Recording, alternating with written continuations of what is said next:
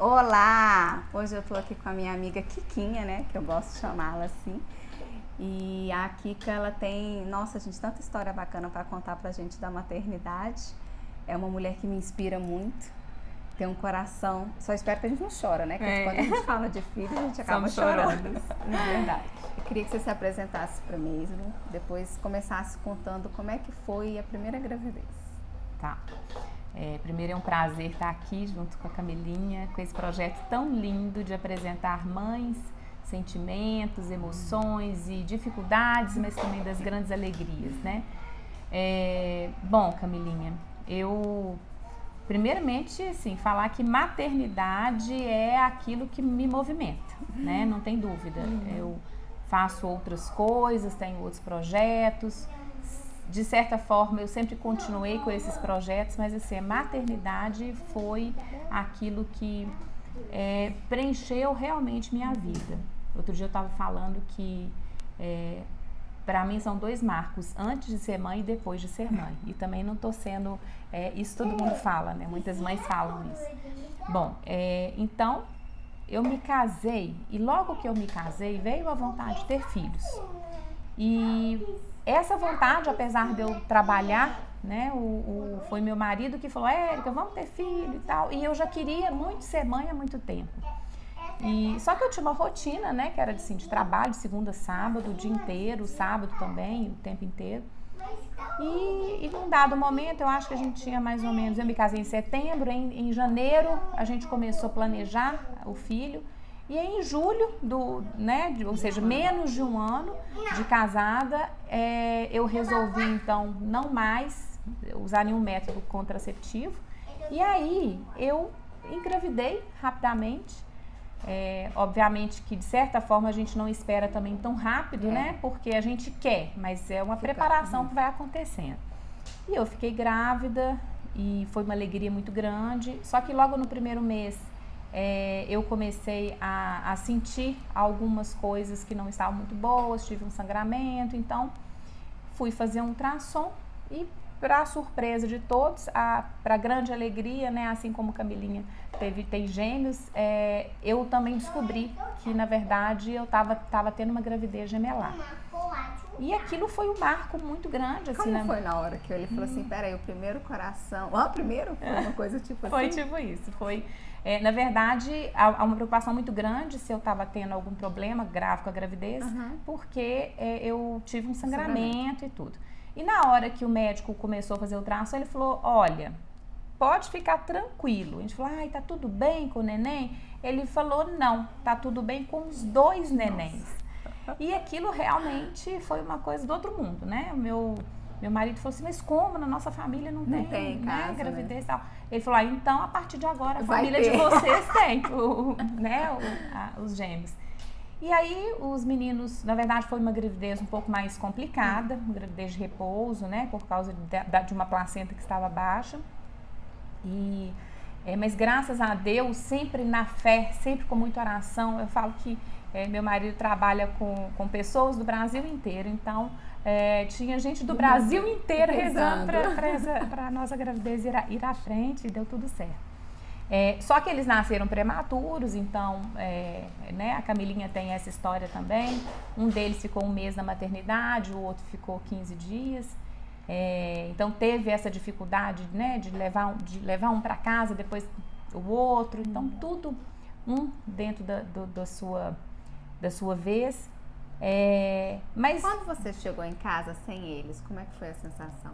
Depois que você saiu, porque a gente, né, teve eu falo isso porque quando eu e Gedeon, a gente abriu a porta da casa com os bebês confortos e sem os bebês, foi muito triste. Difícil, né? Eu falo que, de certa forma, eu acho que eu estava amparada por Deus, porque o nosso sentimento da vinda deles, da alegria, de uma fé muito grande de que tudo daria certo, eu acho que, sabe, assim, uma anestesia de Deus, sabe? Parece que Deus nos envolveu, assim, de uma maneira tão linda, né? Tão maravilhosa, que a gente estava bem, a gente estava forte, a gente estava confiante de que tudo ia dar certo. Fomos muito bem cuidados pela equipe médica, né? A minha obstetra, uma pessoa maravilhosa, Letícia Campolina, e Então foi tudo muito bom, né? Mas então sem um peso tão grande, graças a Deus. Mas lógico que foi difícil, né? A minha recuperação foi difícil, ir para a maternidade pós cirurgia de cesariana, então foi tudo complicado nesse sentido, mas o peso pra gente, que eu acho que a grande questão é o peso que a gente coloca em alguma coisa, né? E se a gente coloca essa força que a gente precisa ter em Deus, tudo fica diferente. E aí os meninos nasceram, né? 2 meninos, assim como a Camilinha. E quando eles estavam com 10 meses, eu fiquei grávida de novo, né? Aquela pessoa assim, né? Delícia. Mas na verdade, a gente, quase, né? Só que na verdade, era sonho da gente ter 4 filhos, né? E na verdade eu acabei tendo um aborto espontâneo, né? Outra experiência que muitas mulheres vivem, né? E não é fácil, realmente não é fácil. Eu acho que tínhamos o Felipe e o Gustavo conosco, assim, e misturado um sentimento de alegria com os dois, mas também de dificuldade, de tristeza, porque eu tinha perdido, né, o nosso terceiro filho, né, e hoje a gente o chama, nós demos o nome a esse bebezinho que não veio, de Henrique, né, e porque temos, assim, uma alegria também de ter vivido essa experiência, né, dele não ter vindo, mas, né, um anjinho de Deus. E aí, nós não desistimos nesse sonho de termos mais filhos, e quando o Felipe e o Gustavo estavam com 1 ano e meio, aí eu fiquei grávida de novo. Então veio a terceira gravidez, né? Nesse caso, o terceiro filho. E aí, assim, as pessoas já falavam assim, gente, esses dois são loucos. Não param, né? Esses dois são loucos. Não podem sonhar, assim, já estão grávidos, né? E aí veio o Lucas. Então, a diferença do Felipe e do Gustavo para o Lucas é de 2 anos e 3 meses. Então, assim, literalmente, aquela história do carrinho, do carro com 3 cadeirinhas, né? Então, foi uma fase tumultuada, bem tumultuada. Mas muito feliz, assim, de ver o desenvolvimento deles, o crescimento deles, né? Eu tive um apoio muito grande, assim, dos meus pais. Meu pai já foi morar no céu, minha mãe tá aí e sempre que pode me ajuda, apesar dela morar no interior, né? A minha sogra quando dava, o meu sogro também. Teve uma rede de apoio boa. Uma rede de apoio e uma grande, isso eu acho que eu preciso falar também, teve uma grande amiga, né, assim, que uma pessoa que trabalhava, né, com o Fabrício na casa dele, tinha a família dela, a Geralda. E a Geralda, quando a gente se casou, ela veio trabalhar com a gente, tudo assim, nos ajudar, ser esse nosso apoio.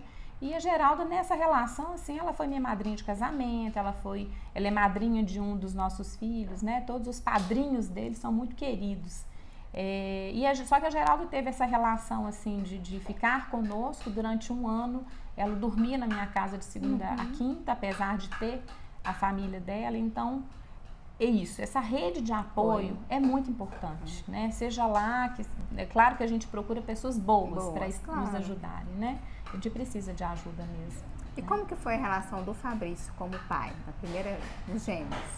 Ele participava muito? Porque eu falo assim, quando é um só, às vezes a mulher meio que pega tudo pra ela, né? Agora, quando dando 2, a gente não tem muita opção. Eu acho que você viveu isso, né? Viveu. Pois é. Olha, muito interessante, porque querer filhos, nós dois queríamos muito. Eu falo que no curso de noivos, né? Falávamos muito disso e tal, e acordamos, nós fizemos um acordo no curso de noivos que a gente ia tentar ter filhos, né, de todas as formas, né, da forma que desse, se não desse, a gente ia adotar. Então, assim, a gente queria muito, de qualquer jeito, mas ele me confidenciou o fato de querer ser pai de menino.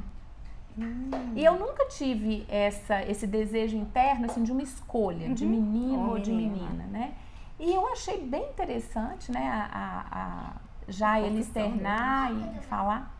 E eu falo assim, gente, como que Deus também é maravilhoso. Se tivesse vindo menina, tudo bem, não, né? Sim. Lógico, mas eu falo assim que eu acho que esse foi um ponto que o envolvimento dele, assim, desde sempre, foi uma coisa muito diferente. Ele realmente ficou muito envolvido desde o início. E essa coisa de cuidar de gêmeos depois de um terceiro, isso realmente, assim, tínhamos uma amiga que teve um filho na mesma época que a gente. E o Fabrício me ajudava muito. Aí, num dado momento, a gente, na verdade, já era nosso terceiro filho, num dado momento, eu acho que ele estava meio cansado, e ele falou assim, olha, o nosso amigo lá, Érica, ele não toma conta não, fica mais por conta da amiga. Eu falei, pois então, Fabrício, eu vou te contar uma coisa. Aqui é diferente. Primeiro, tivemos gêmeos e depois mais um. Segundo, quem ganha... não ajudando, porque é junto, né? Compartilhando da criação do filho, quem tá ganhando é você, né? Mas eu acho que essa ideia passou brevemente na cabeça dele e ele viu tanto que é importante esse pai participar muito. Né? Benéfico para ele. Com relação à autoestima, como que você lidou com isso na primeira gravidez? Você se preocupou com isso? Isso era uma cobrança sua ou dos outros? Ou... para você isso foi super natural? Você não se preocupou? Olha, eu acho que eu estava muito envolvida na gravidez. Eu acho que todos os momentos assim da Érica grávida era um momento de muita luz, sabe? Eu acho que essa luz é uma luz que tem que permanecer na nossa vida, sabe? Mas era um momento de muita luz, de muita, sabe assim, uma plenitude ali de carregar no ventre um filho, né? Um ser. Então era um momento de não me preocupar muito com outras coisas. Então, eu acho que a autoestima, nesse momento, ela estava, assim... no alto. Elevadíssima. Eu fui muito feliz, assim, durante esses momentos de gravidez, sabe? E passei mal também, eu falo assim, depois da gravidez, chegou algum momento de você olhar no espelho e falar, não, eu preciso me cuidar, ou não, foi muito natural? Foi indo, você foi se cuidando conforme tinha tempo, né? Quando tem, né? Assim, durante a gravidez eu passei um pouco de mal, mas aquilo não me abalou, né? Agora, depois que nasceram, eu vivi, eu acho até que alguns anos, né? Hoje os meus filhos estão adolescentes, mas eu vivi alguns primeiros anos assim, sem me preocupar comigo. Eu acho que eu me esqueci da Érica, assim, completamente. Da Érica como mulher, da Érica como profissional, talvez, assim, eu me mantive um pouco, né? Você voltou a trabalhar logo depois, ou não? Nossa, foi conturbada a minha questão profissional, vou contar. Assim, nunca parei, mas assim, não foi uma linha retinha, não. Foi fazendo escolhas, né? Então, eu tive uma certa dificuldade desse cuidado comigo. Então, eu acho que, de certa forma, isso prejudicou um pouco a minha autoestima. Mas o que eu fui recuperando à medida que... com o tempo. À medida que eu fui passando, né? A idade dos meninos, eles foram crescendo e tudo. Eu vi que eu precisava de olhar para mim também, né? E a gente estava falando de trabalho, né? Você perguntou sobre trabalho. Então, até eu falei que no início, antes da primeira gravidez, eu trabalhava assim, absurdamente. E quando os meninos, eu fiquei grávida e que eu fiquei sabendo que era uma gravidez de risco, eu tive que desacelerar. Na verdade, eu parei de trabalhar, porque qualquer atividade prejudicava. Tava em risco. Exato. Então, eu parei de trabalhar, fiquei de repouso, eles nasceram. Quando eles nasceram, os gêmeos, né, primeiramente, eu teria que voltar a trabalhar 4 meses depois, eu não dei conta. Eu fui até lá, pedi demissão, né? E assim, fui muito compreendida pelas pessoas do local onde eu trabalhava. Mas de certa forma eu não parei. Depois, até quando eles estavam nesse primeiro ano de vida, eu sou acadêmica, né? Na verdade, eu saí da área acadêmica, agora estou indo para estou terminando uma segunda faculdade, para mostrar que eu realmente não parei, eu sempre de alguma forma continuo.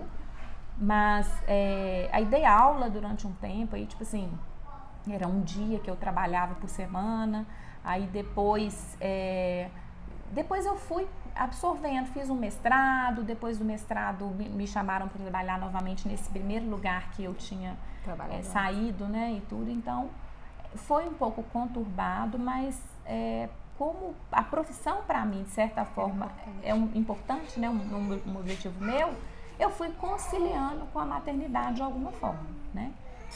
Mas não fez isso como uma obrigação, foi uma questão muito assim de entender o momento, igual você falou que com 4 meses você Não consegui voltar. Né? Não consegui. Entendi. Eu acho que eu fui sensível, né, a ler aquilo que Aquele estava momento. dentro de mim, a necessidade dos meninos, o meu desejo. Não é simplesmente assim, eu quero e vou fazer, ou eu quero e vou parar de fazer. Não. Conciliando com a possibilidade de casa. Tá bom, amor. Depois a mamãe conserta pra você.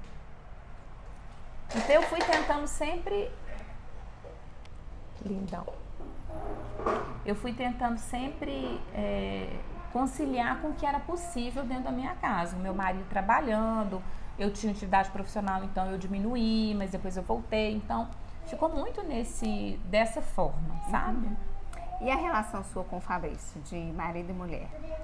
Vocês tinham alguma, assim, tipo assim, uma rotina que uma vez por mês, sei lá, alguma coisa assim? Ou também isso foi muito natural? Nada natural. Nada natural.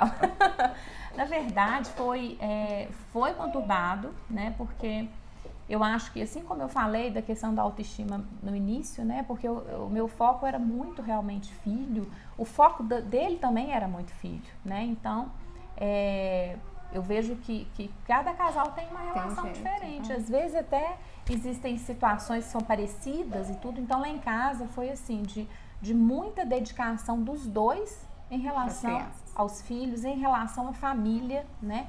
E então, de certa forma, a gente começou a se redescobrir depois. Eu acho que, vou falar para vocês, não assustem, mas assim, eu acho que até os 5 anos de casado, 5, 7 anos, né? Que já foram anos assim mas de casamento, mas também com os 3 filhos, foram anos muito difíceis, assim, de levar a questão do casal, né? E aí a gente realmente se dedicava muito aos filhos, muito, né, gente? Mas também para 3 filhos tem que trabalhar, tem que educar, tem que cuidar, tem, né, um tanto de coisa. Mas eu falo assim, isso para você e pro Fabrício não foi um problema? Ou você acha que se vocês tivessem tido um momento, vocês viajavam, por exemplo, juntos, só vocês dois deixavam, né? Também. Não. Adoro não, nada. Vamos ser realistas, né, não, gente? Sim, é porque eu nunca conheci ninguém. A primeira pessoa que me falou isso foi a Moninha. E eu me senti assim... Que conseguiu? Não, a Moninha nunca viajou também. Ela viajou quando, acho que, não sei se foi a Helena, um dos dois fez 20 anos. E aí que ela conseguiu viajar sozinha, né, com o Berto. Por isso que eu tô perguntando. Porque normalmente, hoje em dia, a gente vê muitas as mulheres falando, não, tem que viajar sozinha, só você, ir pro casamento ficar bom e tudo. E eu acho que é muito essa questão, mas se isso faz sentido pra você e a relação tá abalada, porque lógico, se o casamento não tá bem, vale a pena investir, mas se tá tudo bem, não tem essa necessidade, né?